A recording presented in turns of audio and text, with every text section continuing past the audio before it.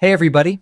Today we're going to learn how to install missing Microsoft fonts like Times New Roman and Arial in Linux Mint using the Software Manager.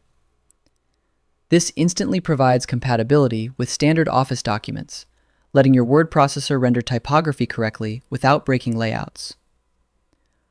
Open your System menu by clicking the Linux Mint logo in the bottom left corner of your taskbar. Type Software Manager into the search bar and click the Software Manager icon from the results to launch the Application Center. Move your cursor to the search bar located in the upper right corner of the Software Manager window. Type M-Score Fonts into the search field and press Enter to scan the package repository. Locate the result explicitly labeled Microsoft TrueType Core Fonts, or TTF-M-Score Fonts-Installer, and click on it. Click the green Install button sitting in the top right corner of the Application View window to begin the installation sequence.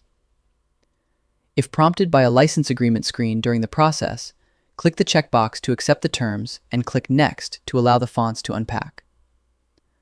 The system engine installs the font files globally in real time, making them instantly available across LibreOffice and your other apps the moment it finishes. And that's it! I hope it helps you in your current and future project. Thank you for watching.